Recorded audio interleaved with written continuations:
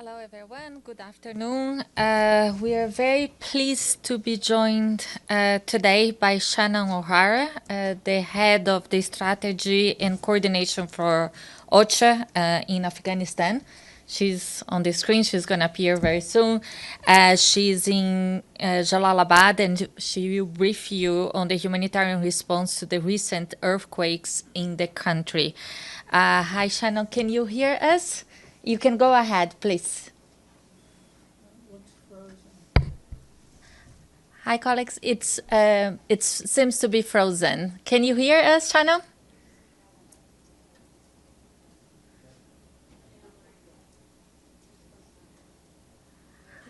Can Okay. Let's see if we. It seems that we're sorting it out. Shannon, can you hear us now?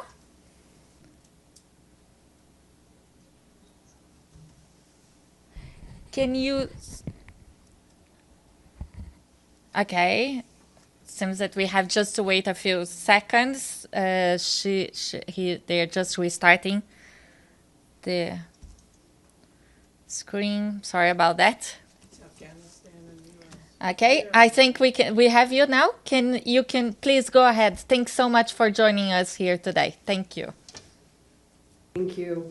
Good afternoon, everyone. I'm speaking to you from Jalalabad in eastern Afghanistan, where it's been 1 week since the 6.0 magnitude earthquake struck this region, followed by a series of aftershocks over the past days, ranging from 5.2 to 5.6 in magnitude. I've been here on the ground for the last 5 days, visiting the most impacted areas and engaging with affected communities, including a trip to the earthquake's epicenter on a UN interagency road mission on Friday. We traveled to the WFP hub that's being established in Mazar-e and Nurgal district of Kunar province to provide key response enablers for scaling up, including an unhoused helicopter to ensure humanitarians and supplies can reach these areas.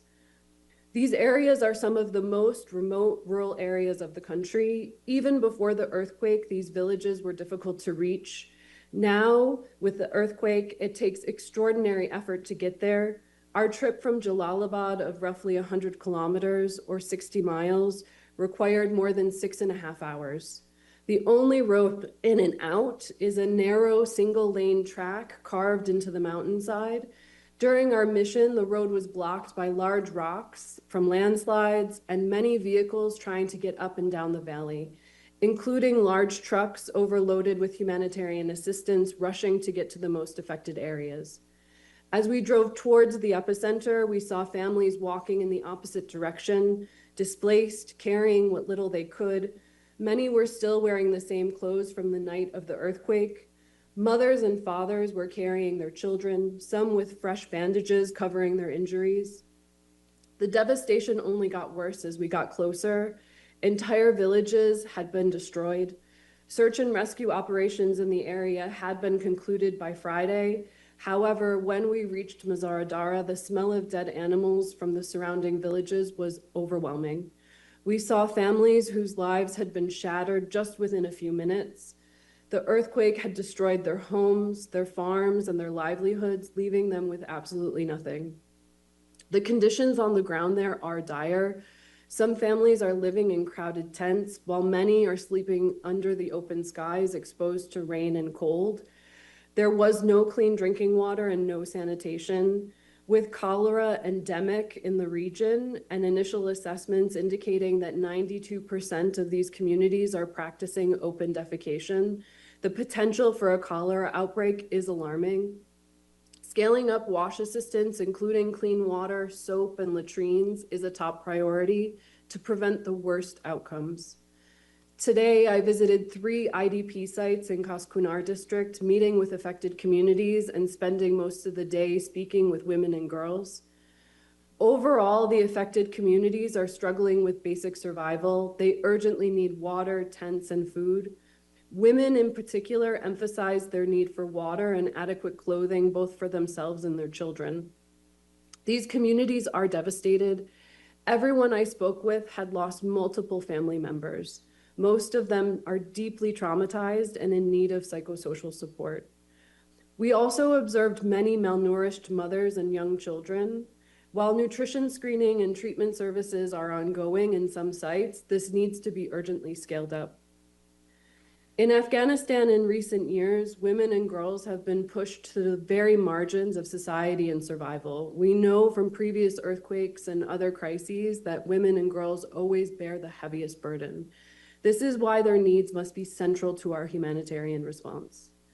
The teams on the ground have been racing to the affected areas with assistance as fast as the difficult road conditions will allow, and the needs are overwhelming. OCHA is on the ground closely working with all humanitarian partners and engaging with communities to ensure that assistance reaches the most vulnerable, including women and girls. But time is running out.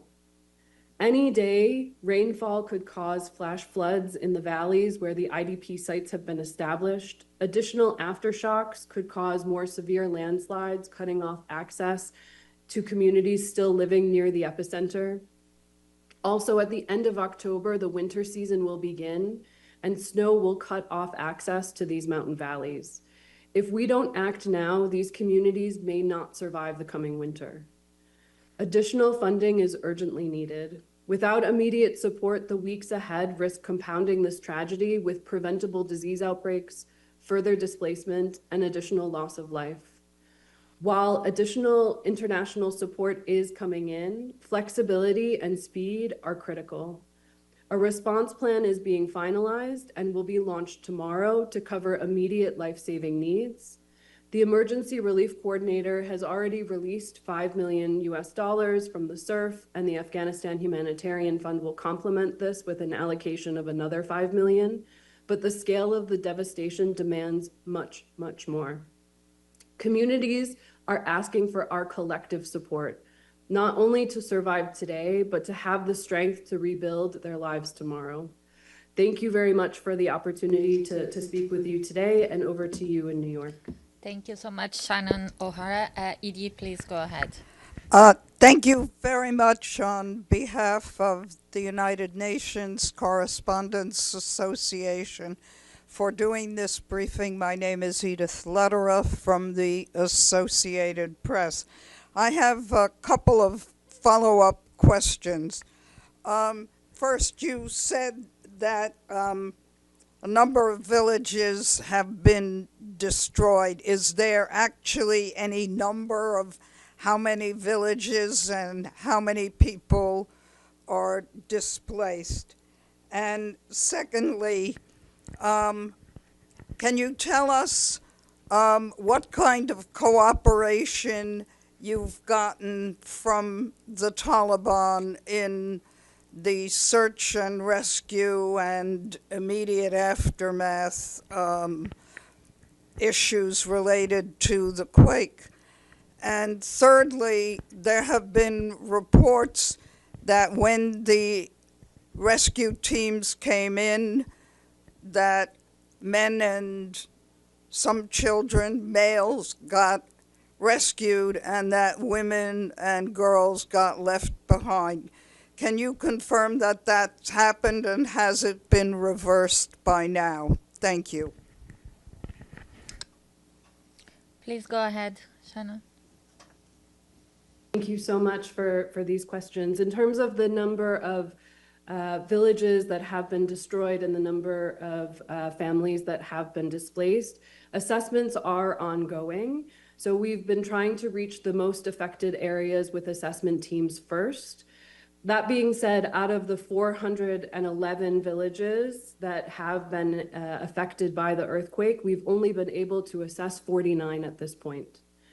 Based on initial assessments, though, we can say that, and these numbers are the numbers from the assessment teams, that we have approximately, sorry, I'm getting the latest numbers from the assessment, 5,230 homes are destroyed and 672 are damaged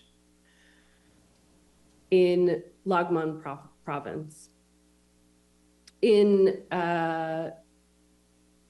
yes, overall, sorry about that. In terms of cooperation with the authorities,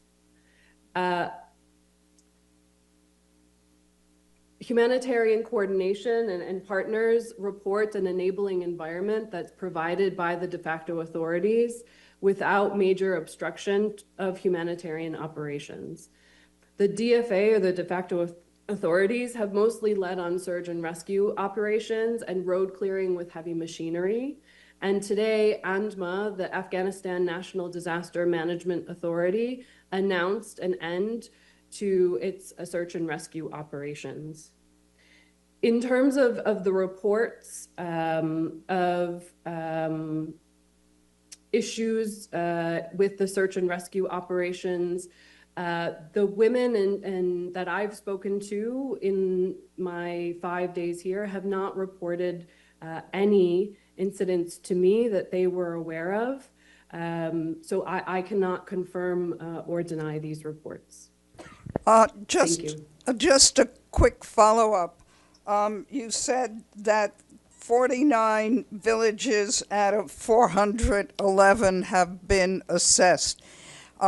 Is the fact that so many have not been assessed a result of the difficulties in getting to them, or are there some other issues? No, the issue is really the road conditions and the rural and remote locations. So as I mentioned earlier, it took us 6.5 hours to reach one location, which takes an entire team 1 day to get there and get back. So it's really hindering how fast we can assess these areas. And we're trying to increase the number of teams and do so as quickly as possible. Thanks, Marian. Please go. Hi, thank you so much for this briefing and the latest updates. This is Mariam Ramadi with Afghanistan International. What is being done for vulnerable groups such as women, children, and disabled who are right now affected in the areas that you described? And also the second question, I know you're facing budget issues and you're asking the member states to give more money to the places that are needed. But how can OCHA reassure these member states that these money will go to the people who are affected and the Taliban are not going to use the aid? Because that happened before, and some states are worried that this money will not, at least all of it will go to the people who are most affected after the earthquake. Thank you.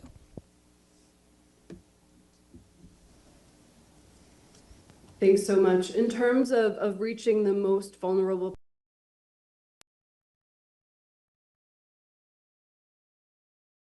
these families and understanding who are the most vulnerable households, and they prioritize female-headed households, households with members that have a disability, and others that are in urgent need of assistance.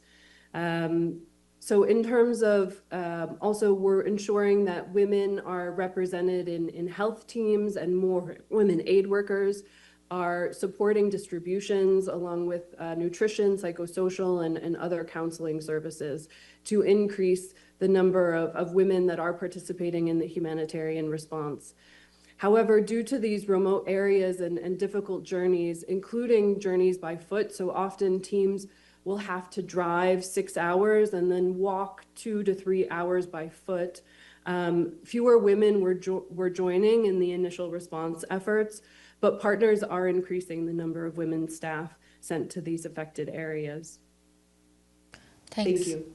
Also, my second question, please. Can you repeat your second? Sorry. Go ahead. Yeah, I was asking, how can you ensure that the member states who are sending more money to OCHA or to UN offices in Afghanistan, how can you ensure them that this money will go directly to people who are mostly affected? Also, part of your, another follow-up regarding your response to my first question, today the Taliban didn't even let the UN employees, women employees, to enter UNIMA office in Kabul. In these rural areas, the rules and restrictions are even worse. You said women are mostly, you're trying to get women to distribute the aid and help people. I'm sure there are more restricted areas in terms of women being helped or women helping other people. How are you dealing with that? In terms of your second question, so the funding that's provided is provided to humanitarian partners, and it goes to the UN and to those partners. It's channeled to them and not to the DFA, to the de facto authorities. In terms of access to women, I've been in the field now for the last 5 days, and I have yet to hear from women that they're not being reached with assistance. These are conservative areas, more conservative, and there are nuances and variations between communities. Some communities are more conservative than others, but women aid workers are able to engage with these communities and understand what their needs are and ensure that assistance is reaching them. Thank you. Thanks. Pan, and after. Thank you, Shannon. And you've sort of answered the question, but if I can double down a little on both Edie and Mariam's question, there were reports from the ground that because of the Taliban rules of unrelated men and women weren't being pulled out of the rubble, women weren't being helped. Your answer in many ways is that women are being sent to the front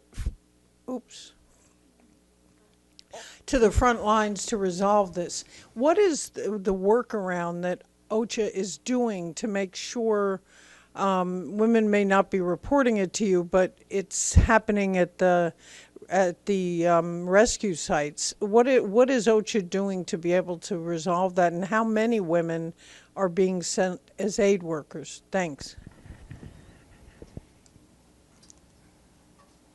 You'll have to forgive me because the connection was bad. I did not hear the first part of your question. If you could repeat it.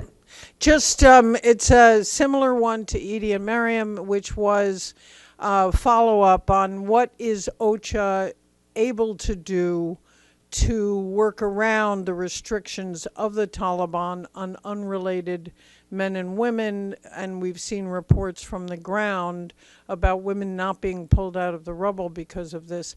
How do you solve it? How many women are being sent in the aid capacity? Thank you.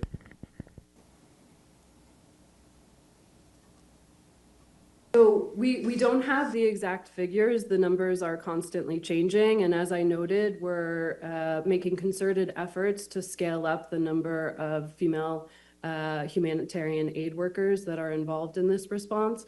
What I can say and what I can speak to is that in every site that I've visited over the last 5 days and in all of my missions, national Afghan women have been present as humanitarian staff and have actively participated and engaged in the response. Thank you. Abdelhamid, please. Thank you, Shannon. Abdel.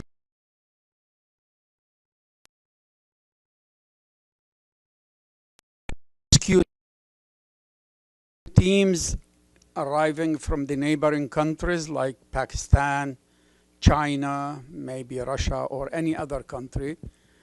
And the second, have you noticed any kind of volunteers coming from the Afghani people to help rescue the victims? Thank you. Thank you. We are not aware of any rescue teams that were sent in from other countries. We are aware of bilateral humanitarian assistance that's been sent from multiple locations, including neighboring countries, to help support these efforts. And yes, to confirm, Afghan local charities are leading on some of this response. They're providing hot meals in IDP sites. They're helping displaced families in local communities, and they're helping to support their neighbors that have been displaced. Yes. Thanks. I'm just going to move online. If the car, you have a question? Thank you. My question has been just asked by Abdul Hamid. Thank you very much. Thank you so much. Do we have any further questions in the room? No, so I just want to thanks again our guest, Shannon O'Hara. She's the head of strategy and coordination for OCHA in Afghanistan. She was briefing us from Jalalabad. Thank you so much for bringing the updates and for your time today. Thanks. And Stephane is going to brief you shortly. Okay, you're welcome. Thanks so much, Shannon.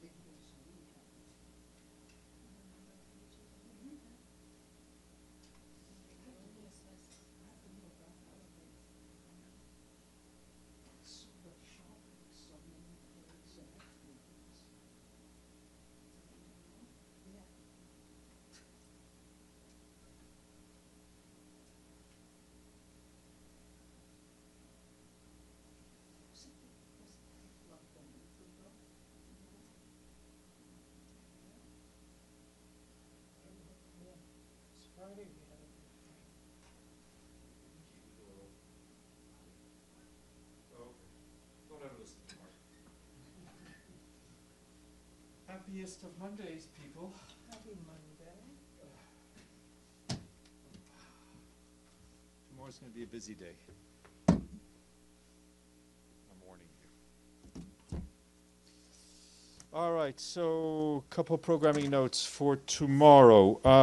At 10 a.m., tomorrow at 10 a.m., there'll be a briefing here to launch the Secretary General's report entitled Security We Need, Rebalancing Military Spending for a Sustainable and Peaceful Future. That is part of his Pact for the Future report. It's part of the reports mandated by the Pact for the Future. The Secretary General will be here to launch the report. He will deliver remarks. He will not take questions. He will be joined by Izumi Nakamitsu, Under Secretary General and High Representative for Disarmament Affairs, as well as Hao Liang-shu, the Acting Administrator for UNDP. They will be delighted to take your questions. Before you ask, we expect the Secretary General to hold his annual pre-GA press conference next week, likely Tuesday at noon, but we'll confirm that.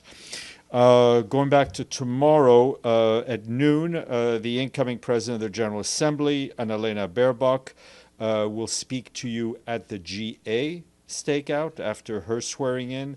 I will be back here at the podium after she's done and after you've had all time to meander. 12 tomorrow, and then after she's done and you've meandered back here, we'll have the press briefing. I also wanted to, I've been getting a lot of questions over the weekend, and because of the high volume of misinformation regarding whether a vote had taken place in the General Assembly to move the high-level session of the General Assembly out of New York. And I just want to be clear that there was no such vote in the General Assembly, and I'm not aware of any preparations being made to move the General Assembly high-level session out of New York. Senior personnel appointment. I'm delighted to announce that the Secretary General is appointing Miroslav Jenča of Slovakia as his new special representative for Colombia and head of the UN verification mission. He succeeds, as you know, Carlos Ruiz Massieu of Mexico, who is now in Haiti, leading our mission in Haiti, and to whom the Secretary General is grateful for his dedicated service to the UN in Colombia. Mr. Yencha brings more than 35 years of experience in diplomacy, mediation, leadership, and oversight of UN peace operations, as well as close knowledge of the Colombian peace process and its regional and international implications. As you know, he is currently the Assistant Secretary General for Europe, Central Asia, and the Americas in our Department of Political and Peace Building Affairs, and we congratulate our friend Miroslav on this new appointment and wish him well. Turning to Ukraine, and I have a statement for you. The Secretary General strongly condemns the attacks by the Russian Federation on September 7th, which killed and injured several people, including children. The attack struck a government building in central Kyiv and damaged residential and other civilian infrastructure in the capital and other regions of Ukraine. The targeting of government institutions represents a further escalation in this conflict. Attacks against civilians and civilian infrastructure violate international humanitarian law. They are unacceptable and they must end immediately. The Secretary General reiterates his call for a full, immediate, and unconditional ceasefire as a first step towards a just, comprehensive, and sustainable peace in Ukraine, one that fully upholds Ukraine's sovereignty, its independence, and territorial integrity in line with the UN Charter, international law, and relevant United Nations resolutions. Just a bit more details from our OCHA colleagues in Ukraine. They said in the capital, Kyiv, one of the victims was an aid worker from a national NGO and partner of the Ukraine Humanitarian Fund, and as well as her 2-month-old child.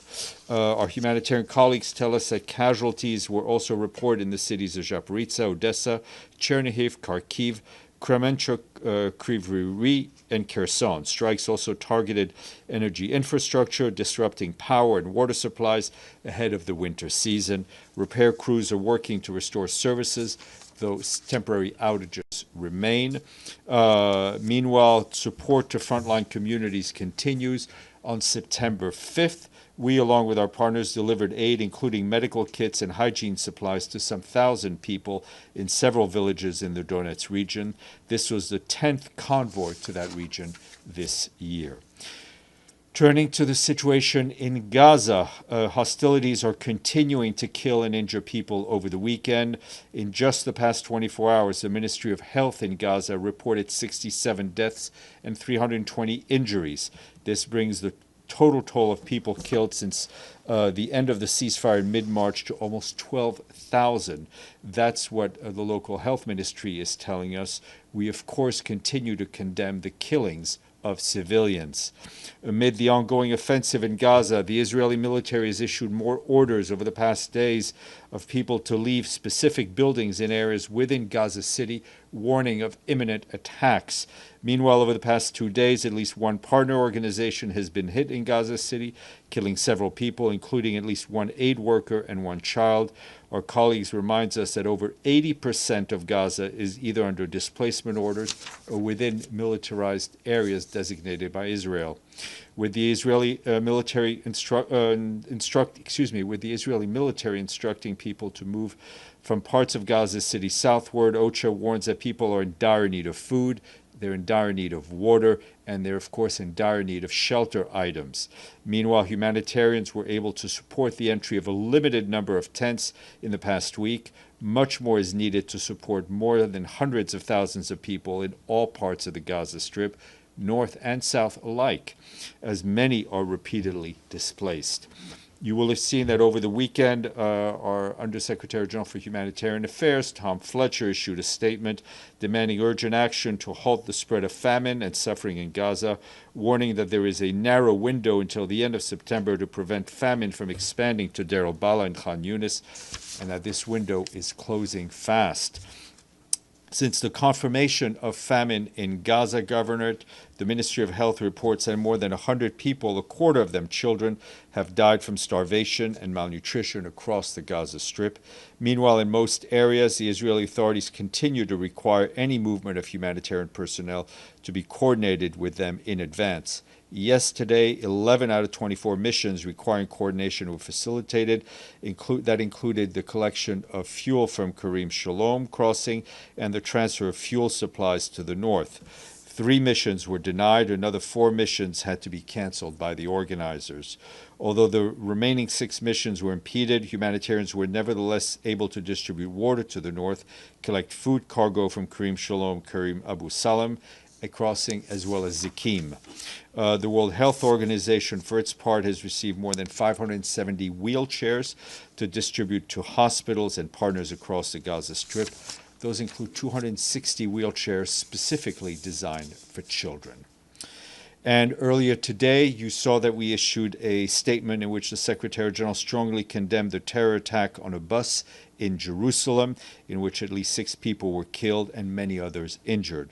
He conveys his heartfelt condolences to the families of the victims and wishes a full and speedy recovery to those who were wounded.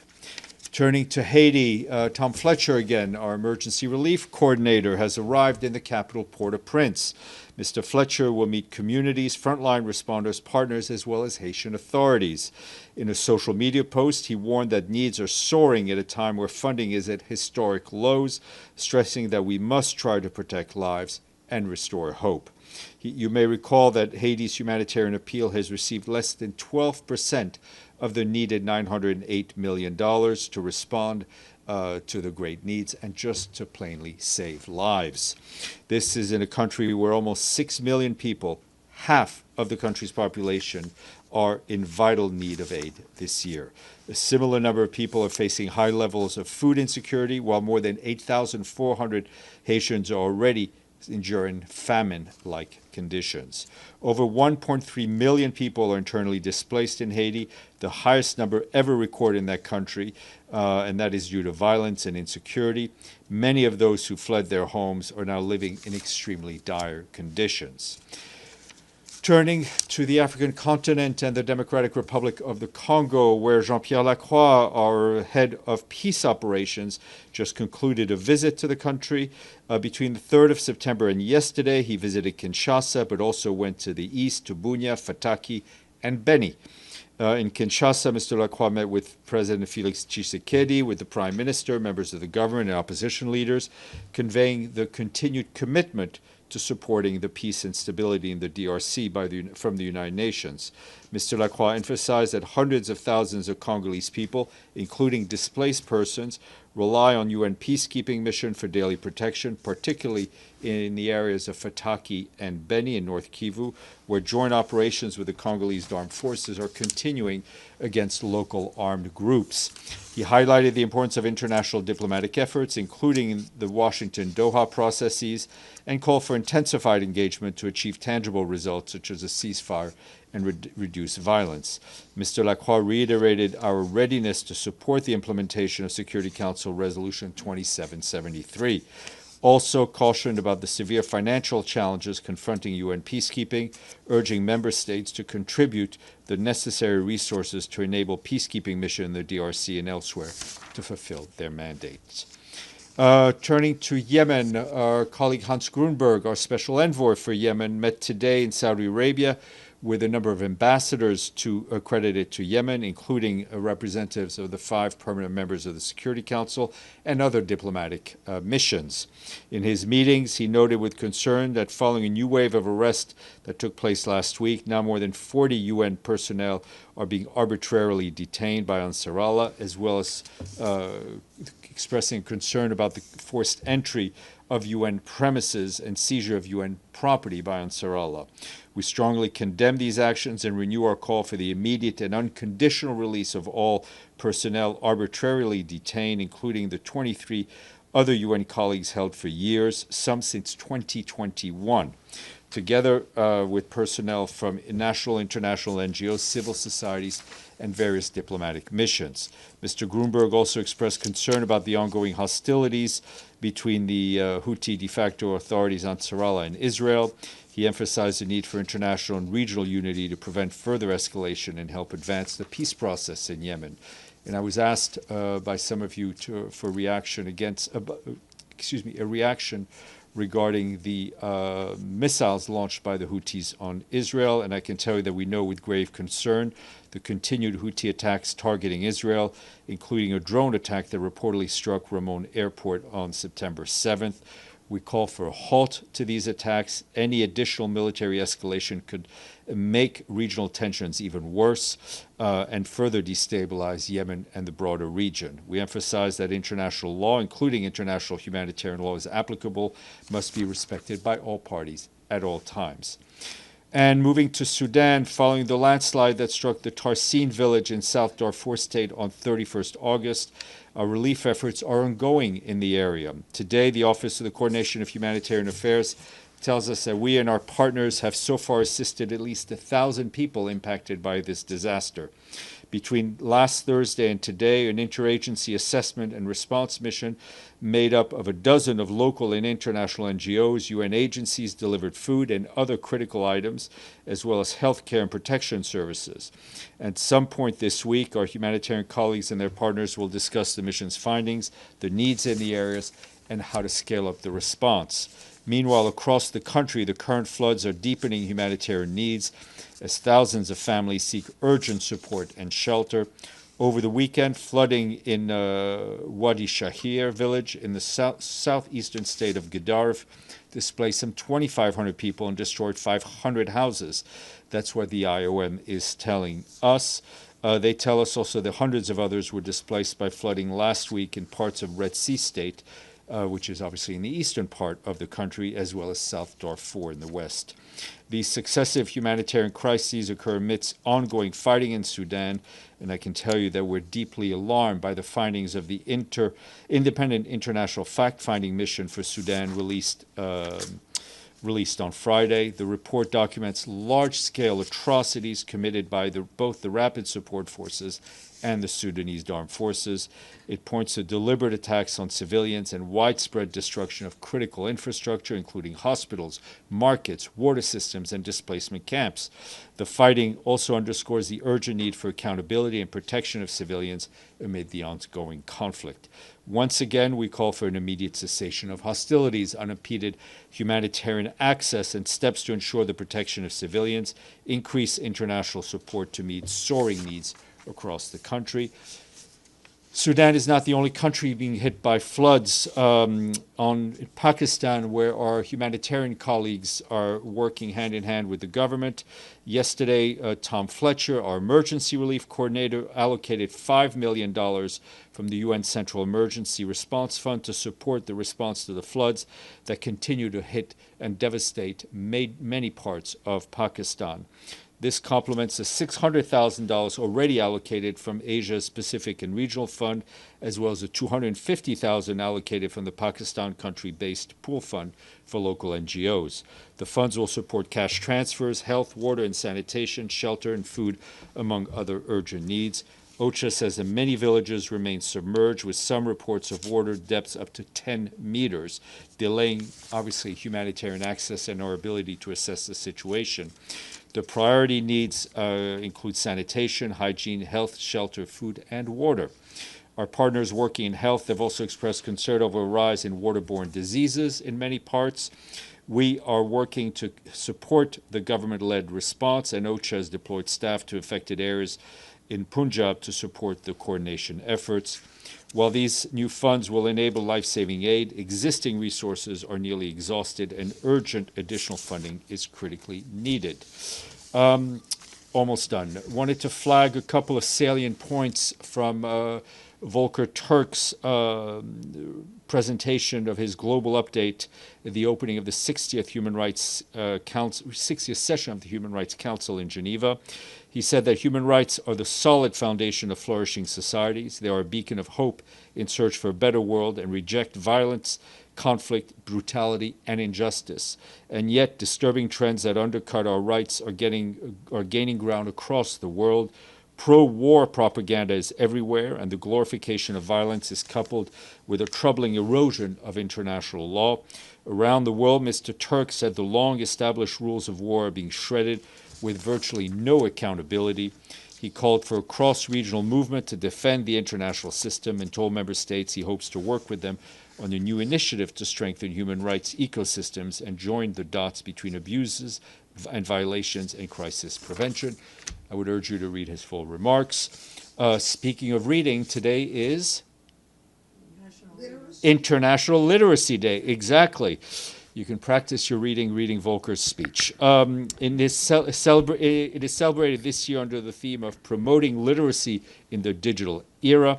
In her message for the day, Audrey Azoulay, the Director General of the UN of UNESCO, said that reading and writing alone are no longer sufficient. In this day and age, countries must also integrate media and information literacy into their school curricula, and UNESCO is supporting them in doing that.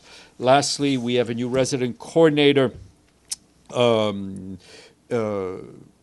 Micronesia. Mamadou Kane took office yesterday, following host government approval. He will also oversee program matters in Kiribati, the Marshall Islands, Nauru, and Palau. He brings over 20 years of experience in development, diplomacy, and international environmental governance, most recently serving executive secretary of the Abidjan Convention. And we congratulate him on that and say welcome. Edie. Thank you, Steph.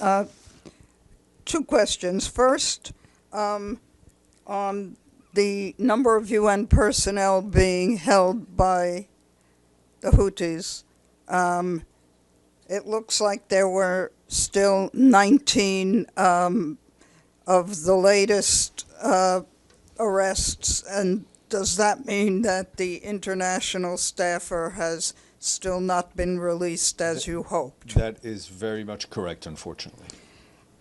Secondly, the Israeli military has toppled 4 towers in Gaza City in the last 4 days.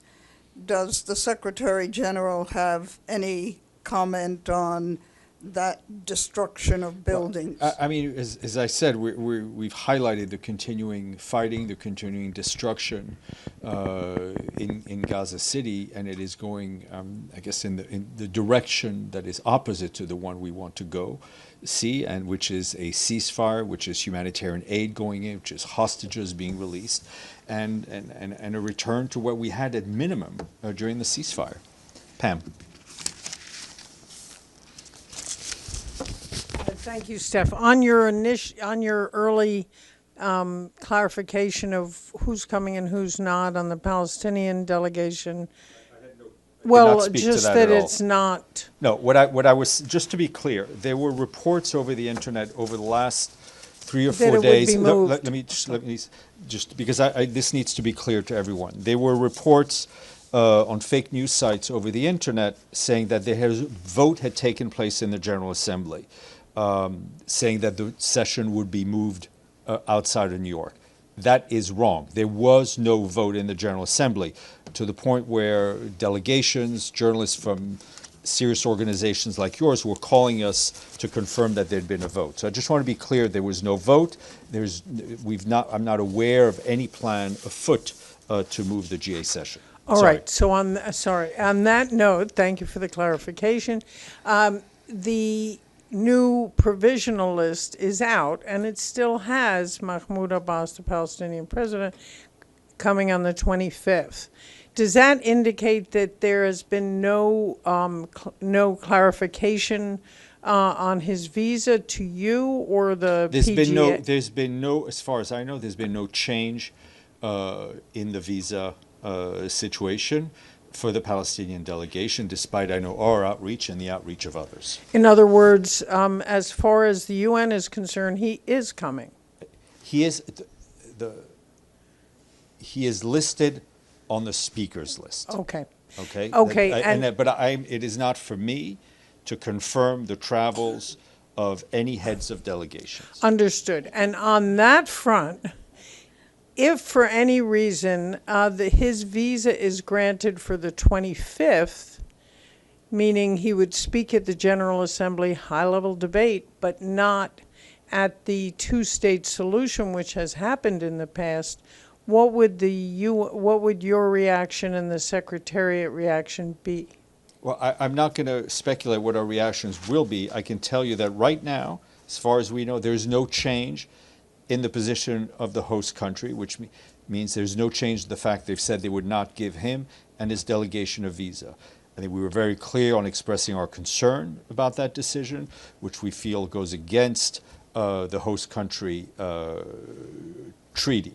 So I'm not going to speculate what may or may not happen. What we would like is for any diplomat, delegations, journalists, people who have business in front of the UN to be granted access to the territory of the United States so they can enter the UN premises as outlined in the host country Thank you. thing. Thank you.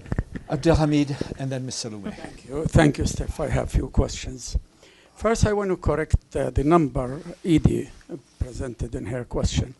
I'm quoting Benjamin Netanyahu. He said, we have destroyed 50 terrorist towers in the last 2 days, and this is just the beginning. I tell the people of Gaza, listen to me carefully. We warned you, leave. Do you have any comment on that? My comment is the same that we've been given since the beginning of these threats of a complete takeover of Gaza City, is that we stand against any forced displacement of people, that civilians need to be protected, whether they stay or whether they leave. Your next question. Number of Palestinians were killed today in the West Bank. Even in Jenin, one was killed, and number of Palestinians were injured, and a number of houses were destroyed. Do you condemn that with forcefully the way you condemn the I haven't seen those reports, but I think we've been, as soon as we will, I think we've been very clear in our condemning attacks on Palestinian civilians in the West Bank. One more question, if you are patient. Sometimes I'm not patient with Do you have any comment on the reaction of the people in Venice after they saw that film, the voice of Hind Rajab standing 23 minutes in upload? I think we have been. You know Hind Rajab, of course. Yes, no, I know the case. I think we've spoken out about it. We continue to highlight the horrific situation in Gaza. Ms. Saloumeh, and then Alex. To be fair, I was going to ask Abdullah Hamid's question about the 50 terror towers. However, I'm just wondering, to follow up on that, the language that's used in the comments by the Prime Minister, he described these as terrorism nests, and called on the people of Gaza to leave now. You've been warned. What does this... I think that violent action causes great harm.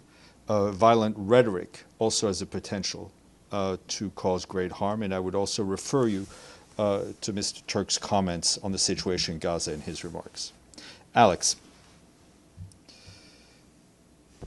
Thanks, Steph. I'm wondering if you have any comments on the situation in Nepal. Yes, we're obviously following the situation with a lot of concern. It's critical that the authorities, the government, protect and respect the rights to peaceful assembly and freedom of expression. I think security forces, as our High Commissioner for Human Rights said, must comply with the basic principles on the use of force. We're obviously very saddened by the loss of life.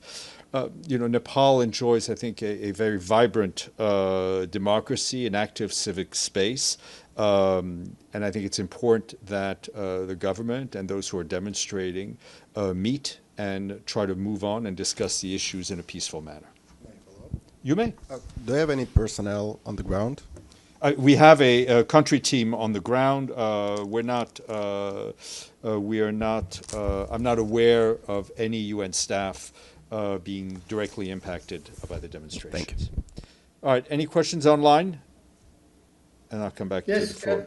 Go ahead. Yes, this This is Iftikhar speaking. Yes, Hello? yes, go ahead, Iftikhar. Thank you for the update on the floods in Pakistan. But my question is, you have spoken about the release of report of Secretary General's report on the related to the pact for the future. But what about his report on the work of the organization? That will be published in due time. I think before I say something, I speak to something I don't know anything about, let me check the facts and get back to you. Thank you very much. Okay, Deji? Yes, a couple of questions. First, is the Secretary General having anything to say about Israel's strike in Lebanon, especially in the eastern side of Lebanon? I didn't get any reports from UNIFIL today, but we're obviously it's very. In Bekaa Valley, so okay, there's I haven't. We're very concerned about any violation of Lebanese sovereignty and anything that could make a regional situation that much more complex. Last Friday, the Lebanese cabinet just welcomed the plan to disarm militants, including Hezbollah, inside Lebanon. What is the reaction of Secretary General? We've seen the reports, so obviously the actual plan, as far as we know, has not been made public. What I can tell you is that our colleagues at UNIFIL will continue to cooperate and work closely and support the Lebanese armed forces to extend their authority, to extend their presence in southern Lebanon, to fulfill their obligations under 1701, and we urge all the parties to do the same. A couple of weeks ago, I think I asked this question. I said there might be a possibility that the United States changed its Department of Defense to Department of War. Now it's a reality. Any comments? Because Mr. Turk just talking about the propaganda and trend of the pro-war, rhetoric. Mr. Turk is the High Commissioner for Human Rights, whom the Secretary General supports fully, but I have nothing to add to what he's already said. Amélie, and I'll come back for a second round. You said Tom Fletcher is in Haiti. We haven't seen him for a while. Could he brief us at the end of his trip? We would love to have him here. And I know Mr. Fletcher would love to come in front of a camera and speak to you. We were trying to do something while he's there, but we may have technical difficulties. But I have no doubt that Mr. Fletcher will make himself available to you as a group. So I have a question on line. I can't really see who it is, but go ahead. Yes, go ahead. Is it my turn? Yes, please, go ahead. Go ahead. Okay, this is Merve Aidogan from Anadolu Agency. Thank you for taking my question. So on Friday, Israel introduced an amendment to change the reference to observer states on a draft resolution regarding the International Day on the Victims of Genocide, which was rejected by majority of countries. My question is, how does the SG view such attempts to amend the language in resolutions on genocide prevention, especially during such sensitive time, especially when it's introduced by a country that is committing genocide? Thank you. Look, the Secretary, without commenting on what you're implying in the question, I can tell you that the Secretary General and his High Commissioner for Human Rights and his Special Representative on the Prevention of Genocide are all very concerned about the various situations around the world. And I think every member state of this organization has a duty and responsibility to do whatever it can to prevent genocide. Abdelhamid. Thank you. Can you confirm there is about 400, 500 UN staff in Geneva who signed a letter withdrawing their support of the Secretary General and in protest to the UN 80? No. I mean, I'm not questioning. I just haven't seen any such letter. Try to forward it to you. All right. Yeah. One more. Yes, please go ahead. The Trump administration is adding more sanctions on the ICC, make it even more difficult for anyone to do work in that independent organization. Do you have any comment? I think we've spoken extensively about the issues of unilateral sanctions against the ICC, while obviously the International Criminal Court is very much is a separate institution to the Secretariat. For the Secretary General, the ICC is an important, very important component of international law, of various mechanisms for accountability. It should be supported. Its work should be supported and not hindered. Okay, thank you all. It's only Monday.